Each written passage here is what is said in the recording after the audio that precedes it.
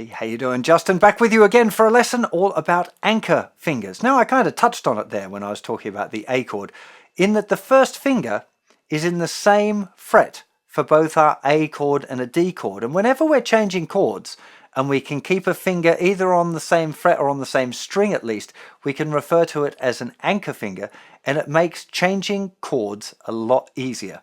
So the common kind of progression for beginners is the first thing, the first hurdle that you have to overcome is the finger pain. Okay, it's going to hurt a little bit. Probably most of the first lesson you're just more worried about the finger pain than anything else. The very next thing, the next problem, is changing between the chords fast enough. Okay, that becomes the next obstacle, and that's something that we're going to work on again in this lesson. The anchor fingers thing is one of the ingredients that will help you learn to make your changes really fast and really smooth. So let's have a little bit of a close-up look at the anchor finger that we can use today for the change between the A chord and the D chord. So let's start off with our D chord. We've got the fingers in position. Now I'm not pressing hard, I've got them in the right place, but if I strummed right now, I'm not even getting a sound out of that chord. Okay, I'm not trying to press the fingers down, I'm just trying to get them in the right position. Again, we've got enough time we're going to spend pressing down our soft fingers on the hard metal strings. We want to do any practice that we can where we're practicing just pressing the fingers really lightly. And practicing this chord change, the anchor finger, we don't need to press hard.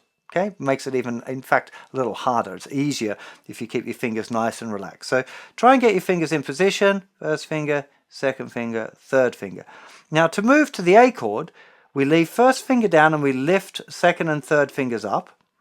We need to slide first finger back just a little bit, and then we're going to put down the second finger and put down the third finger, and we've got our A chord. We're not even going to worry about strumming it when we're working on our anchor finger practice. We're just going to leave first finger down and lift second and third fingers back up, slide the first finger forward a bit, put down second finger and third finger. Again, we're not pressing hard. Lift off second and third finger, slide the first finger back a bit, second finger, third finger. That's our A chord. Second and third finger off, leave first finger down, slide it up a bit, second finger, third finger. Off, slide it back, put them down. Off, slide them forward, put them down. This is the anchor finger practice, literally doing this. You don't have to worry about strumming the chord, you don't have to worry about any of that other stuff. We're just trying to develop a kind of a fluid movement between the two chords using our anchor finger to help guide where the other fingers go.